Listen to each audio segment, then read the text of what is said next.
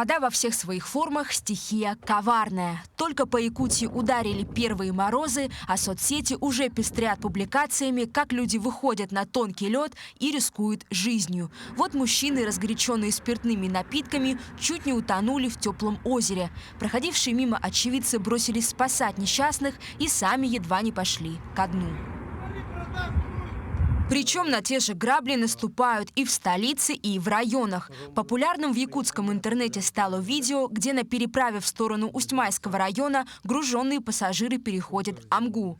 А самый резонансный случай произошел в Оленёкском районе. Двое мужчин погибли, пытаясь пересечь реку на снегоходе. Также не рекомендуется на такой лед выезжать на специализированной технике, такие как снегоходы, бураны. Это тоже очень опасно, может трагически закончиться. Вот люди, только лед встал, допустим, охотники, рыбаки, они сразу садятся на буран, выезжают на такой лед, не померив его, может даже померив предварительно.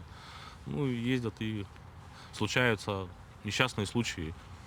Так что не рекомендуем ни на технике, ни пешком выходить, пока лед достаточно уже толстый не будет.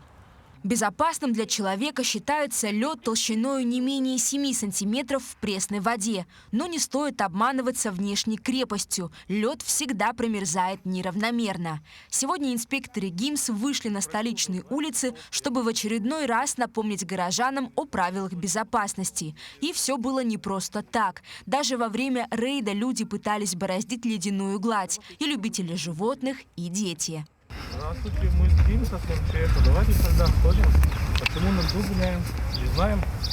Самая важная рекомендация – это, конечно, вообще не прокладывать маршруты через водоемы в межсезонье. Однако, если вы все-таки не прислушались к совету и лед под вами треснул, не поддавайтесь панике. По возможности, если у вас есть что-то острое, надо вытащить это из карманов.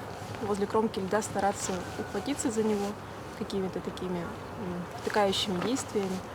Обязательно надо выходить из воды, то есть если вы провалились в этот лед, надо будет выходить из воды в том направлении, с которого вы пришли, потому что там наверняка вас лед выдержал, значит там он наиболее толстый.